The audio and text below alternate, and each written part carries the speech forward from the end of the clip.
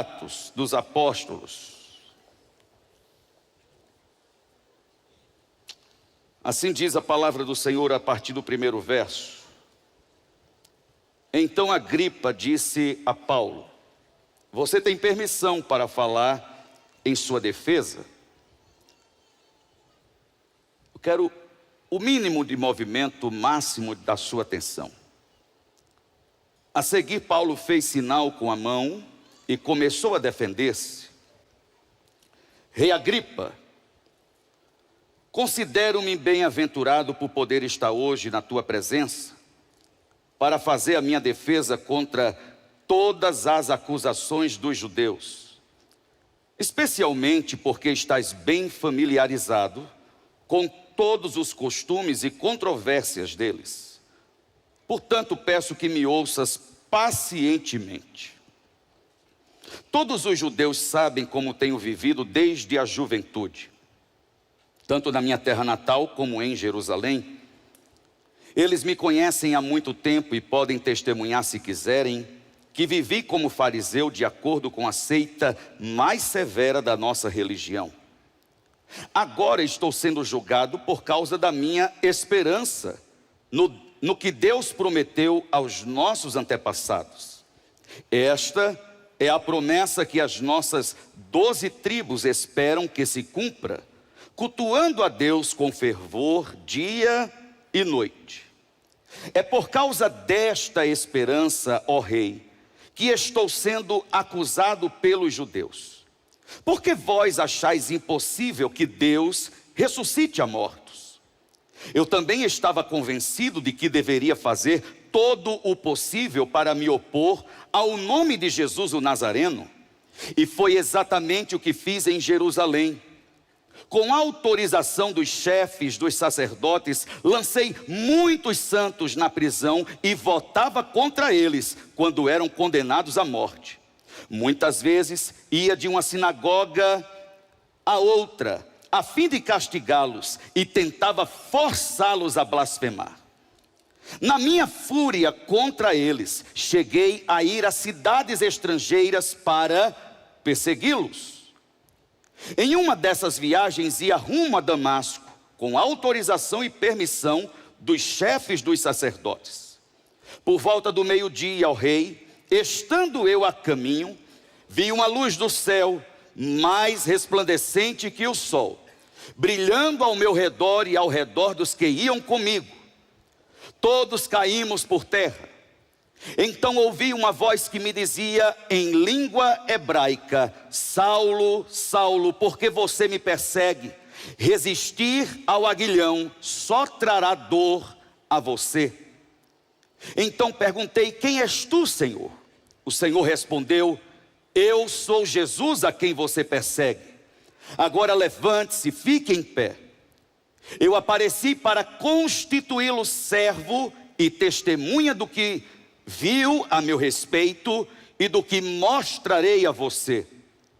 Eu o livrarei do seu próprio povo e dos gentios, aos quais eu o envio, para abrir-lhes os olhos e convertê-los das trevas para a luz e do poder de Satanás para Deus, a fim de que recebam o perdão dos pecados e herança entre os que são santificados pela fé em mim.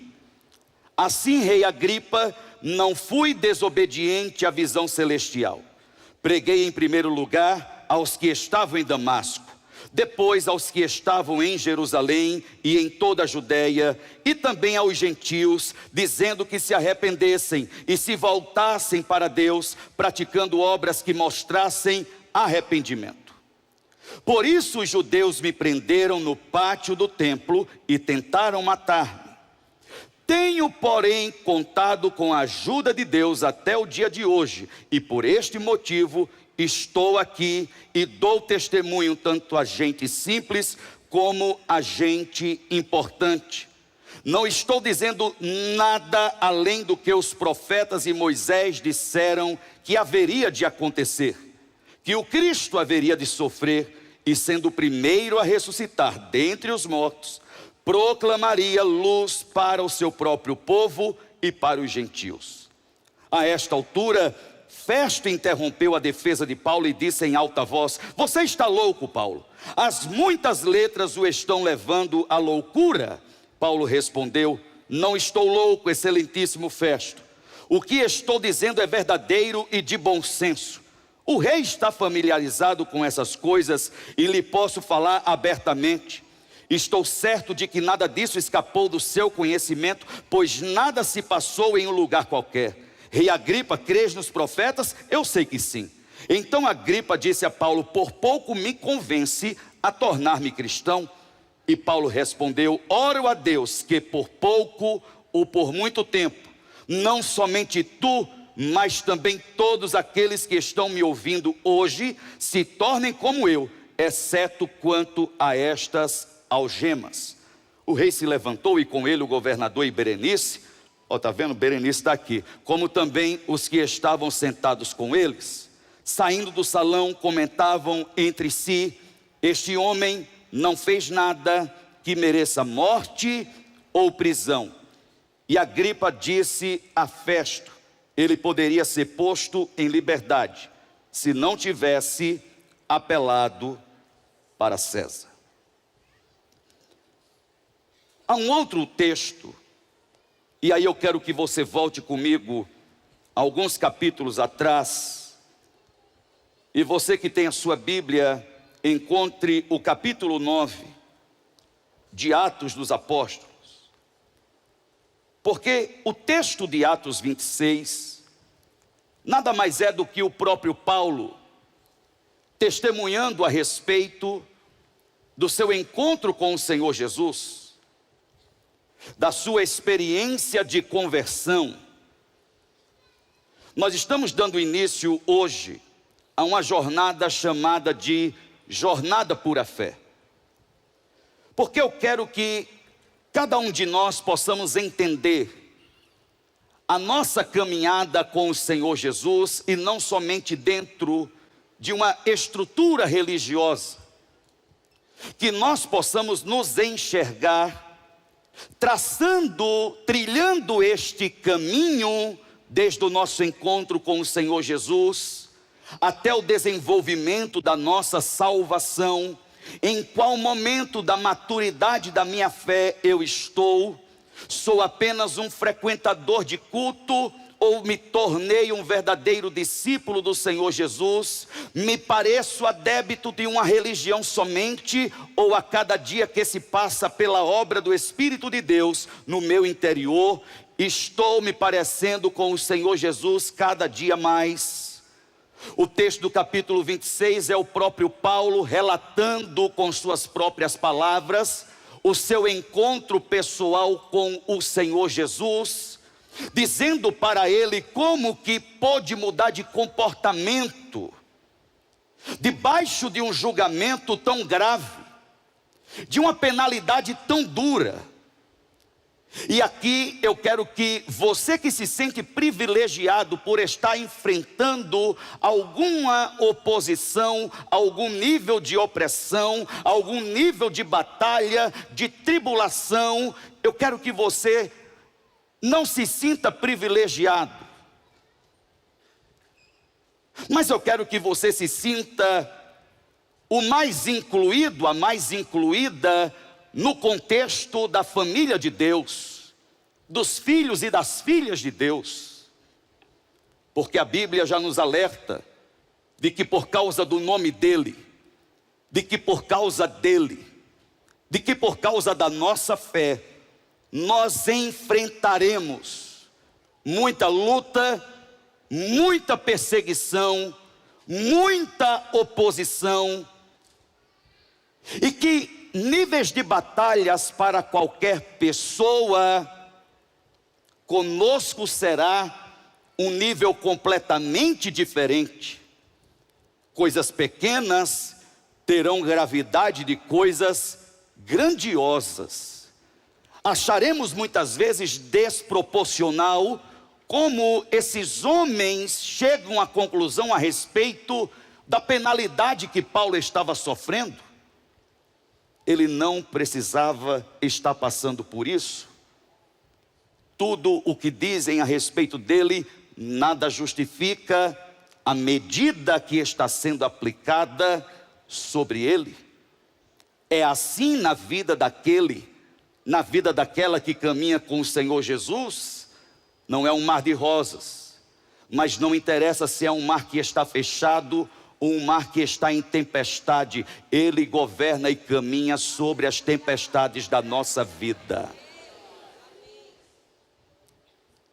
A grande questão aqui é o ponto de partida. Provérbios capítulo 14, verso 12 diz que há caminho que parece reto ao homem, mas no final conduz à morte. Existem caminhos pelos quais caminhamos que nós estamos certos a respeito dos passos que estamos dando dia após dia. Não foi o caminho que eu projetei, foi o caminho que eu decidi trilhar. Está dentro do plano que eu construí para a minha vida. Está dentro da minha expectativa de futuro. Está dentro dos limites dos meus sonhos. Está me levando em direção ao cumprimento e satisfação dos meus desejos.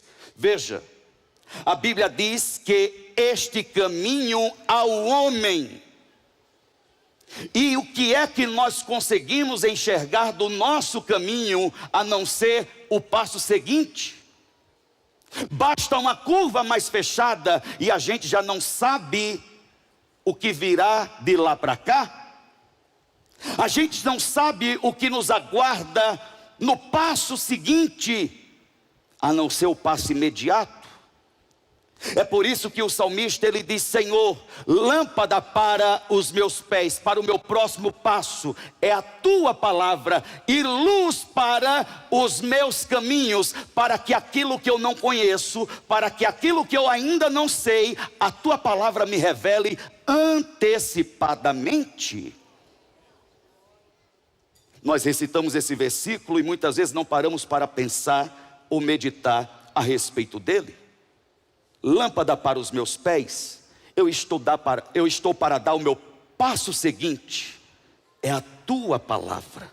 A tua palavra está confirmando os passos que estou dando até aqui.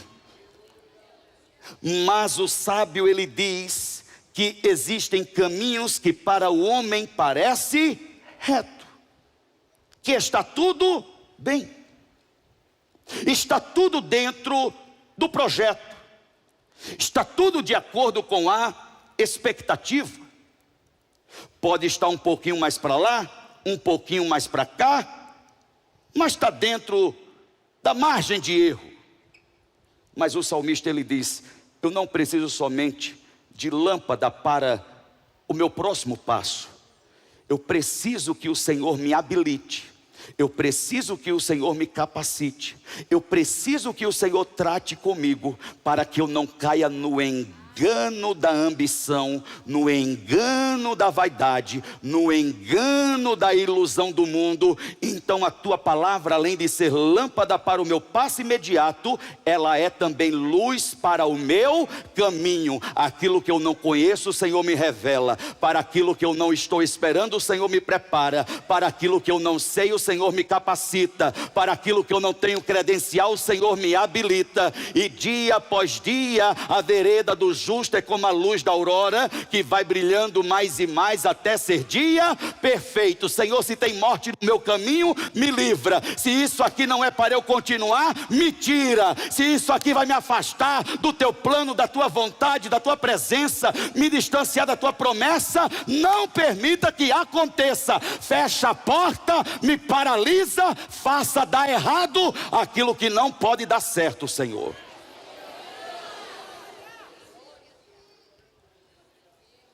Porque Paulo estava dentro do seu projeto de vida. Ele estava vivendo os seus melhores dias. Ele estava no auge do seu relacionamento institucional. Ele só não tinha matado a mãe dele. Mas quem cruzou o caminho dele, que caminhava pelo caminho chamado Jesus Cristo, ele já tinha mandado prender, ele já tinha mandado espancar, ele já tinha mandado matar. E você sabe que gente boa tem progresso na vida, gente bem disposta, gente que executa bem o seu trabalho, gente que não faz somente aquilo que lhe é pedido, gente que vai além da expectativa de quem o lidera. Essa pessoa, ela começa a ser promovida, essa pessoa começa a ser aproximada daqueles que a chefiam, daqueles que a lideram, daqueles que a direcionam. E Paulo vai se aproximando dos níveis altos da sua hierarquia, e ele vai recebendo cada vez mais poder e cada vez mais autoridade. E é por isso que agora ele está no caminho para Damasco, e ele possui consigo cartas de autorização do sumo sacerdote. Paulo era um religioso extremamente zeloso. Sabe o zelo que você não tem, que eu não tenho? Paulo tinha de sobra. Paulo tinha ao ponto de seguir à risca, até mesmo a vírgula escrita no texto. Sabe esse desleixo que a gente vem para o culto, de qualquer jeito? Isso nunca passou pela cabeça de Paulo.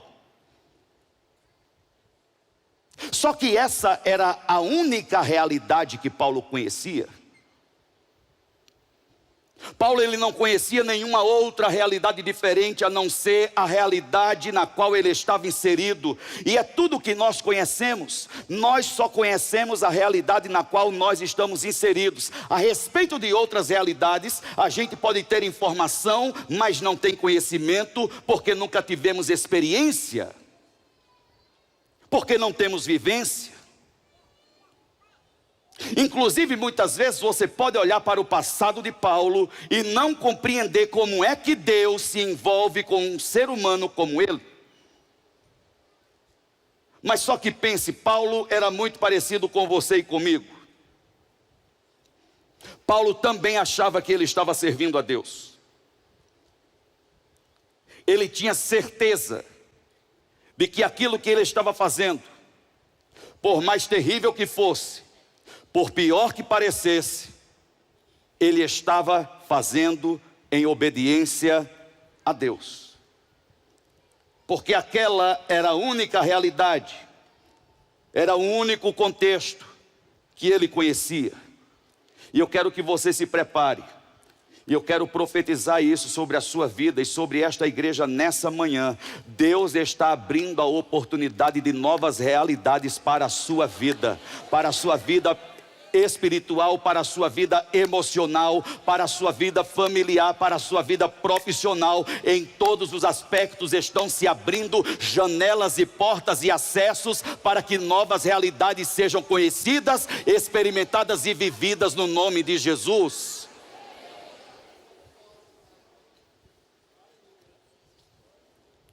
Mas muitas vezes aquilo que nós achamos que é vontade de Deus é completamente contrário.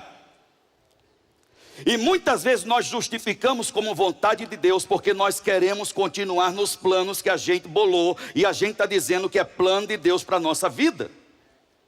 O que na verdade não queremos é abrir mão dos nossos entendimentos, da vida que estávamos construindo ao nosso redor, sobre a qual temos tanto controle, tanto domínio e tanto governo. Paulo estava exatamente nesse ponto, onde tudo está ao alcance da mão dele, ao alcance da capacidade dele, ao alcance do conhecimento dele, até que o caminho cruza o caminho de Saulo. Aquele que disse: eu sou o caminho, entra no caminho, e diz para Paulo: a partir de agora você vai caminhar por este caminho. Uma luz brilha. Esse brilho envolve aquele homem. O verso número 3 diz que de repente uma luz do céu o envolveu com o seu resplendor. É o próprio Cristo que desce à terra para ter um encontro íntimo, apesar de público, de forma extraordinária, num caminho tão ordinário. Não é dentro de uma igreja, não é no meio de uma conferência, não é no acontecimento de um evento, mas é apenas na caminhada para cumprimento de uma agenda, para o cumprimento de uma missão. Tem gente aqui nessa manhã que vai estar indo para a reunião de trabalho. Tem gente aqui nessa manhã que vai estar indo para a aula da faculdade. Tem gente aqui nessa manhã que vai estar indo para a aula do cursinho à noite. E é nesse caminho que o caminho vai se apresentar a você. E vai dizer: você caminhou sozinho e por onde quis até aqui. Daqui por diante você escolhe. Ou você vai dar de cara com a morte, porque a vida está sendo apresentada para você aqui e agora. Decida o que você quer. Tem gente da sua família que vai estar indo trabalhar e Jesus vai se apresentar a ele, a ela. Tem gente da tua casa, o teu marido com coração tão duro, a tua mulher que zomba da tua fé, os teus filhos que rejeitam a ideia de virem para a igreja, os teus pais que zombam de você estar servindo a Deus dentro de uma igreja. Prepare-se, porque você vai ouvir falar, você terá notícia a respeito, uma luz, algo vai acontecer. Essa pessoa está na agenda de Deus. Sabe aquele ser humano da sua família, aquela sua parente que você quer distância dela, e ela tem que querer distância mesmo, porque você ficou crente chato, ninguém aguenta você. Eu falo porque quando a gente conheceu Jesus, a gente achou que tinha que ficar chato também. Irmão, deixa eu te falar, ninguém aguenta católico chato, espírita chato e crente chato. É a pior coisa do mundo. Só ele vai para o céu, o resto vai tudo para o inferno. A gente já não ia para almoço na casa de vó, a gente já não ia para aniversário de ninguém, a gente já não queria saber mais de ninguém, a gente ficou enclausurado em casa. Vai todo mundo para o inferno, são as pragas do Egito, aqueles seus primos não prestam, vocês são holy, holy, holy forever. Claro que somos, mas a gente não precisa desprezar ninguém.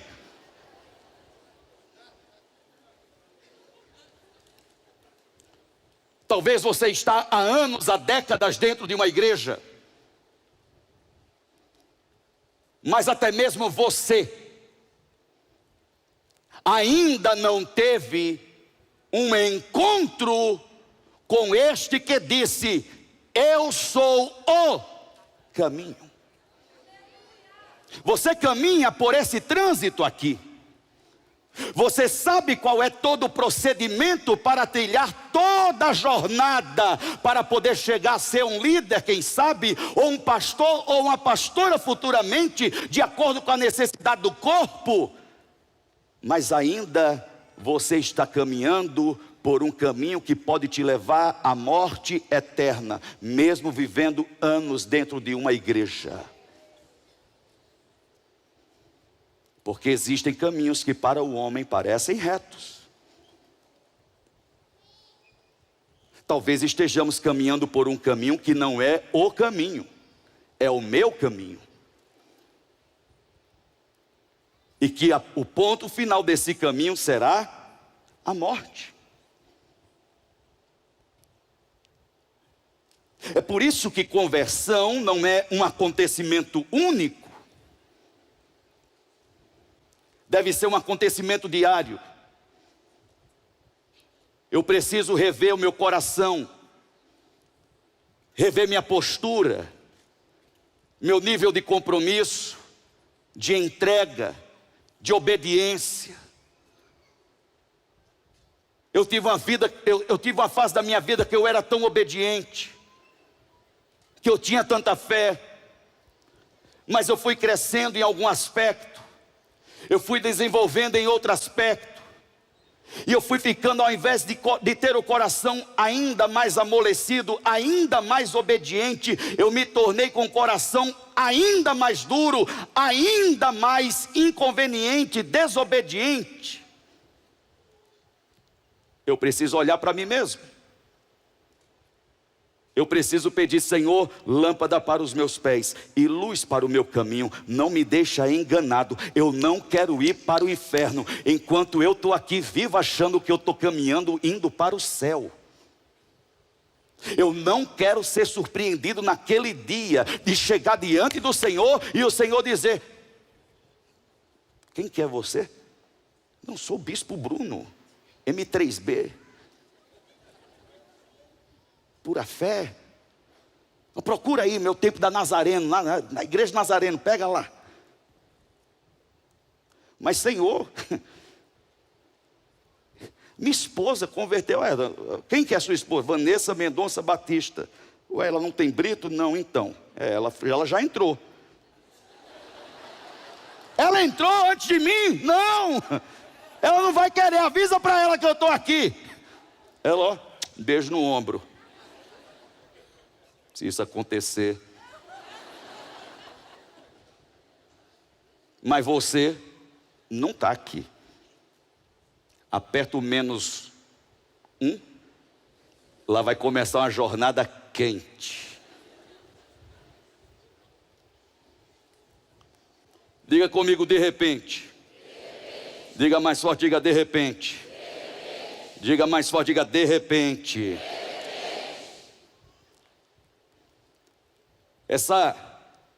Esse zelo de Saulo, verso de número 1 do capítulo 9.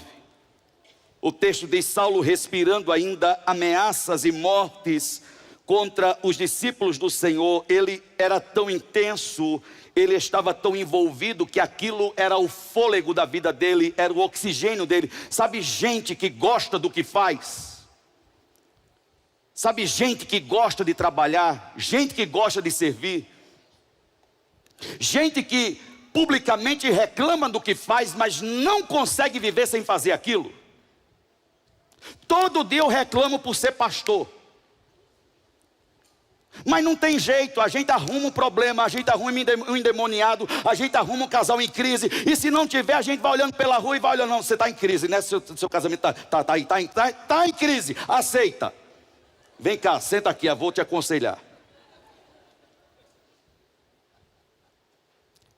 Se não tem culto, a gente faz culto. Se não tem velório, a gente ora para alguém morrer. Se não tem ninguém para ungir, a gente ora para ficar doente. Sabe o fôlego? Eu não consigo viver sem isso. Assim era Saulo.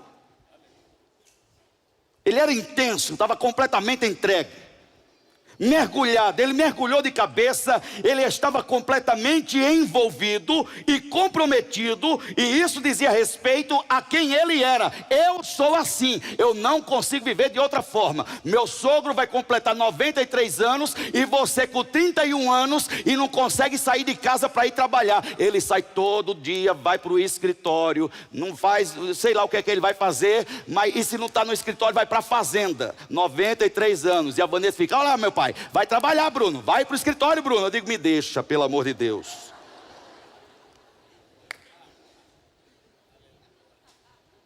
Mas ele não dá conta. Só que eu dou conta de ficar em casa.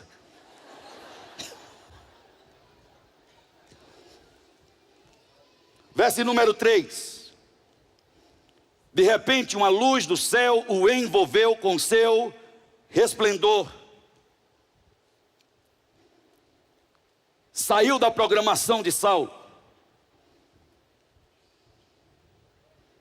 De repente diz respeito à soberania divina. Diz respeito à falta de necessidade de se explicar, de se programar, de avisar previamente e de pedir autorização para fazer o que ele decidiu, escolheu fazer naquele dia, naquela hora, daquele jeito, por meio daquela pessoa, daquela circunstância, daquela situação.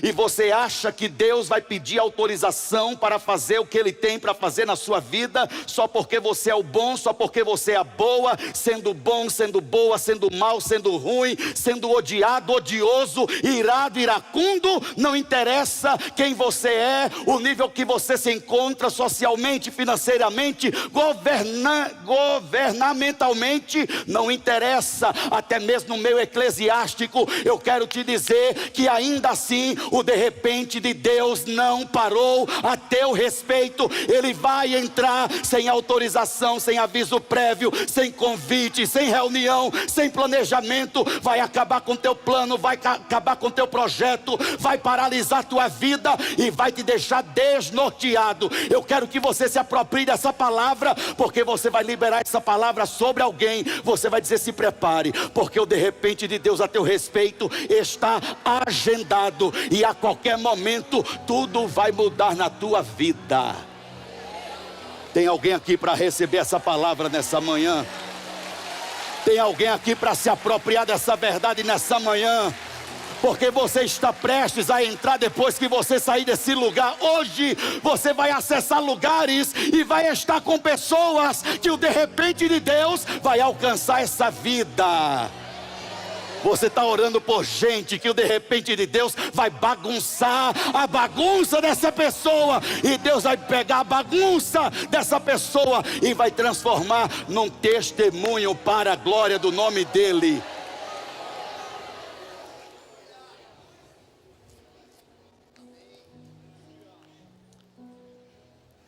Saulo, Saulo, verso 4: por que me persegues? Você está me perseguindo mais do que os meus discípulos que só me seguem. Eles me seguem, mas você insiste. Eles ainda param para dormir. Eles ainda param para ir visitar a casa deles, mas você não dá uma folga. Já que você me quer tanto, eu decidi voltar aqui. Já que você me quer tanto, é interessante que a voz do Senhor Jesus não só diz Saulo, mas se repete uma marca, que é uma marca divina, a respeito de proximidade, de intimidade. Você me quer tanto, Saulo, que eu vou já te trazer, eu vou te tratar como eu só tratei aqueles que são íntimos para mim. Moisés, Moisés. Abraão, Abraão. Samuel, Samuel. Eu vou abrir para você um acesso que poucos conseguem acessar. Saulo, Saulo. Aconteceu numa via pública, aconteceu diante de testemunhas, mas foi de forma íntima, foi um encontro pessoal, não foi um encontro ocasional, não foi um encontro de esbarro no meio da multidão, que você viu, que você ouviu, que você tocou, que apertou a tua mão, e você agora sai dizendo para Deus e para o mundo: eu conheço fulano, eu conheço Beltrano.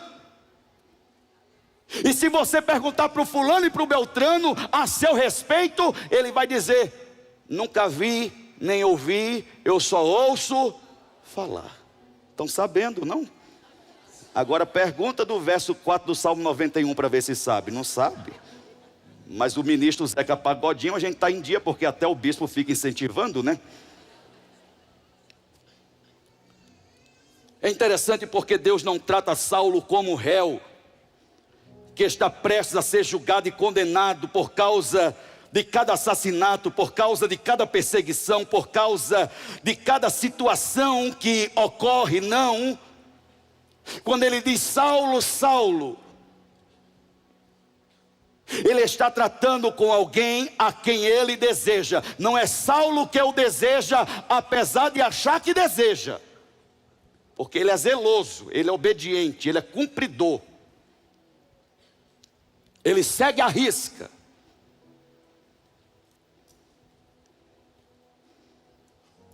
Verso 6: levanta-te e entra na cidade, e lá te será dito o que deves fazer. É num momento como esse Principalmente gente que está acostumada a falar para os outros o que os outros devem fazer.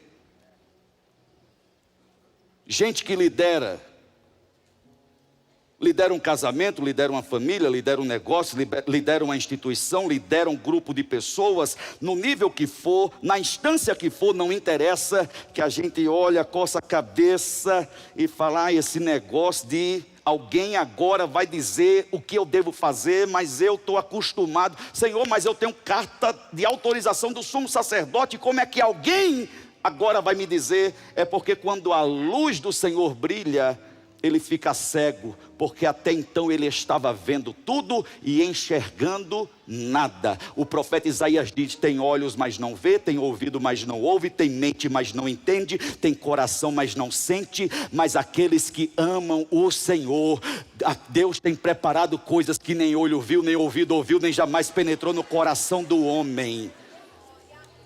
Ô Saulo, eu vou te cegar por uns dias, para que você possa voltar a ver de uma outra forma, para que você possa voltar a ver onde realmente eu estou, para que você não entre onde eu nunca estive achando que eu estou, e para que você não seja mais enganado, mas você veja e veja de forma certa, porque se os teus olhos forem bons, todo o teu corpo terá luz, e quando você olhar Paulo, você vai enxergar no nível que você precisa entender, você vai enxergar espiritualmente aquilo que está acontecendo por detrás do fato.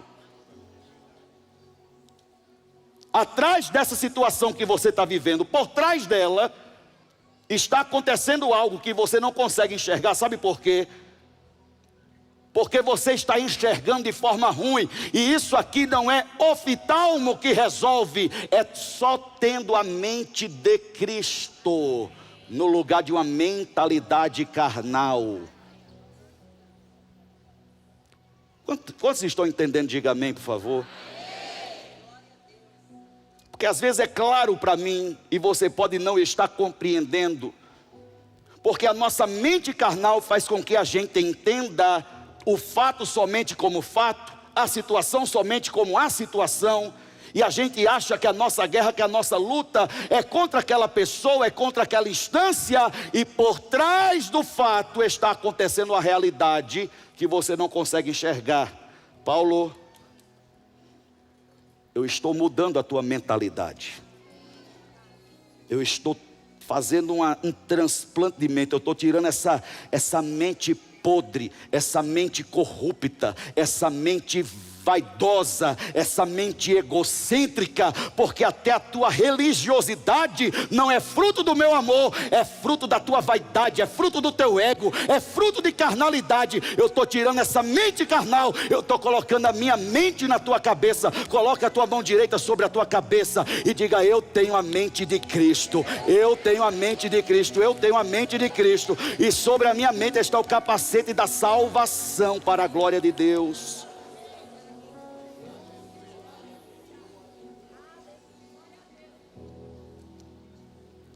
É bom que Deus te segue por uns dias. E essa cegueira não é algo limitante, pelo contrário, é uma habilitação para que você enxergue pela revelação da luz do Senhor na tua vida e não mais pela tua natureza carnal. Agora alguém vai dizer o que você deve fazer. Sabe por que nascer de novo, Pedro?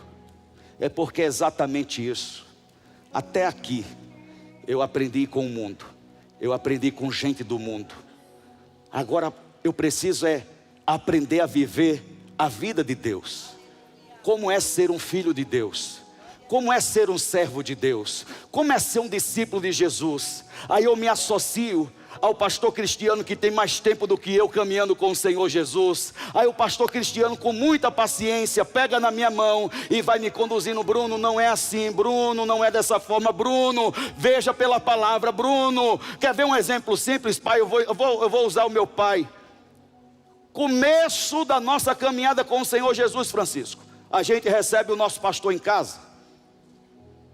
E este santo varão que terça-feira completa 66 anos de idade, vamos dar um aplauso para esse homem.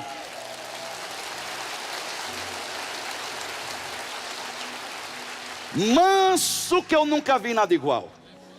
Mais manso que ele, só um cordeiro. Vamos fazer uma sopa. Você sabe, João Pessoa, Nordeste, frio suíço. Sopa.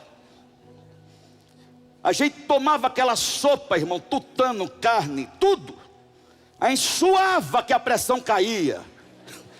Aí minha mãe, tadinha, ela dizia: é porque a sopa está muito forte. É por isso que deu fraqueza. É nada. O calor de João Pessoa com o calor da sopa, irmão, que ser humano fica de pé?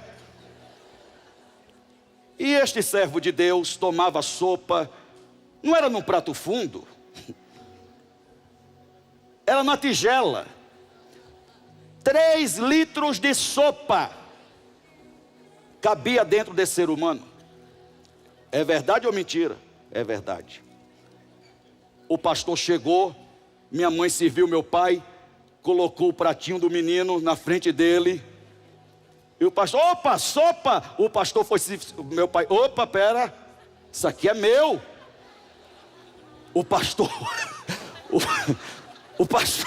o pastor olhou para ele e disse: irmão Noaldo, aqui, esse cálice de oração, era o prato do garoto. Por isso é fraquinho desse jeito. Irmão Noaldo? Não, meu irmão, pegou pela mão. Mas minha avó Cislena, meu avô Nivaldo, tinha ensinado para o meu pai que aquela era a verdade a respeito da alimentação dele. E eram 6 homens, com mais meu avô 7, cada um com o seu pratinho mimoso, com a sua tigelinha. 3 litrinhos de sopa para cada menino de Dona Cislena. Era a verdade para ele, era a forma certa dele viver. Não. Alguém precisa pegar na tua mão. Alguém precisa esfregar o dedo na tua cara para te dizer: não é por aí, esse caminho vai resultar em morte para você. Mas eu não gosto. Coloca o teu gosto lá no altar e sacrifica ele. Porque para a vida de Deus ser uma realidade dentro de você, você vai precisar sacrificar o seu ego diante do Senhor.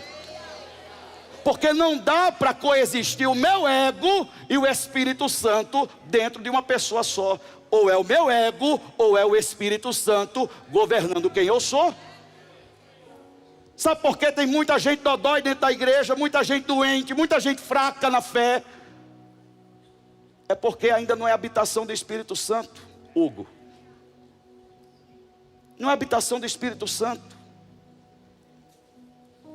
O que continua habitando nessa pessoa é esse espírito ruim, que nasceu com ele, que nasceu com ela, que foi fortalecido na sua criação, na sua cultura familiar, na sua tradição cotidiana. E o Senhor está dizendo agora para Saulo: Saulo, o que você aprendeu até hoje serviu para aquilo que o homem queria de você, mas para aquilo que eu quero de você não serve mais. Quem me dá mais 2 minutos, levanta a mão. Enquanto o Senhor está falando com Saulo, e Saulo fica cego por 3 dias, o Senhor também está falando com um discípulo seu chamado de Ananias. E o Senhor fala com Ananias: Ananias, levanta-te. Verso número 10. Havia um discípulo chamado Ananias. O Senhor o chama numa visão, e ele responde: aqui estou, Senhor. E o Senhor lhe disse: vá à casa de Judas, na rua chamada direita, e pergunte por um homem de Tarso, chamado Saulo. Ele está orando. Em uma visão ele viu um homem chamado Ananias chegar e impor-lhe as mãos para que voltasse a ver. Ananias responde: Senhor, está tudo bem. Pode ser que o Senhor esteja cansado da eternidade, a gente sabe como é que é, né, Senhor? Senhor, mas peraí, calma. Caiu aqui um negócio, Senhor, vem cá. Deixa eu explicar uma coisa para o Senhor, que talvez é que o Senhor não viu o Instagram hoje, né? Senhor, tudo bem, tudo certo. O senhor está indo muito bem até aqui. Mas agora, o senhor pode ter pulado os stories. O senhor não viu o último Reels que ele publicou. Esse homem é o Saulo de Tarso? É o de Tarso? Pensa num homem que mata gente que anda com teu filho. O senhor quer que eu vá orar por ele? Isso não presta para nada. O senhor vai arrumar problema. Sabe qual era o problema que Deus tinha arrumado? Ananias. Sabe qual é o problema na vida de muita gente? É você, que diz que anda com o Senhor e está questionando a Deus a respeito daquilo que Deus quer fazer na vida da outra pessoa.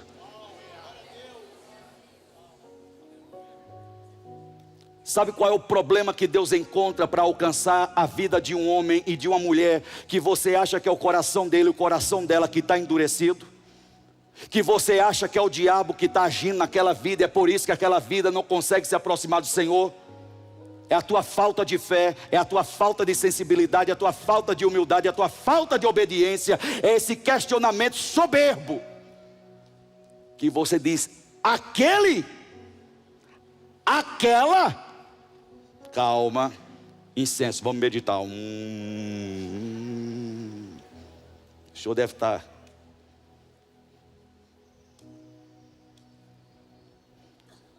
Senhor, tenho ouvido muita coisa a respeito desse homem e todo o mal que ele tem feito aos teus santos em Jerusalém. Ele chegou aqui, ele tem carta de autorização do sumo sacerdote. O cabra pode fazer o que ele quiser, ele está respaldado. O Senhor, porém, disse a Ananias: vá, este homem é o instrumento que eu escolhi para levar o meu nome diante dos gentios e dos seus reis, bem como diante do povo de Israel, e eu mostrarei a ele o quanto ele deve sofrer pelo meu nome. Ele não quis perseguir meu nome, agora ele vai levar o meu nome, e ele será perseguido por causa do meu nome. Deixe de se interpor, deixe de se opor àquilo que Deus quer fazer na vida de alguém, porque Deus escolheu aquela pessoa como um instrumento diante das experiências e dos caminhos pelos quais ele ou ela já passou. Deus sabe o que está fazendo, até porque ele um dia começou a fazer algo na tua vida, e quem tu era, e quem eu era, e quem seríamos se não fosse Jesus na nossa vida. Se coloque de pé, por favor. Aí a gente fica soberbo, porque a gente se esquece que se não fosse Deus, que se não fosse Jesus, mas ele chegou antes da hora, ele chegou antes da morte, ele chegou antes da destruição, ele chegou antes da vergonha. Jesus passou na frente do diabo, e a tua vida é dele, a tua casa é dele, e tem outros que vão ser dele também. Prepare-se, prepare-se, prepare-se, porque está na agenda de Deus. O de repente está na agenda de Deus, e os teus olhos vão contemplar Deus fazer maravilhas no meio da tua família, no meio dos teus amigos. Deus vai fazer maravilha. A porta da graça está aberta, a porta para a vida eterna está aberta, a porta da graça de Deus está aberta para a tua família nessa manhã. Levante suas mãos. Pai Santo, te agradecemos por essa manhã bendita e gloriosa, por teu cuidado, por tua graça, por tua palavra que nos orienta, que nos lava, que nos ensina, e que o grande amor de Deus, a maravilhosa graça do seu Filho Jesus, e a doce presença e santa paz do seu Espírito seja conosco hoje e sempre.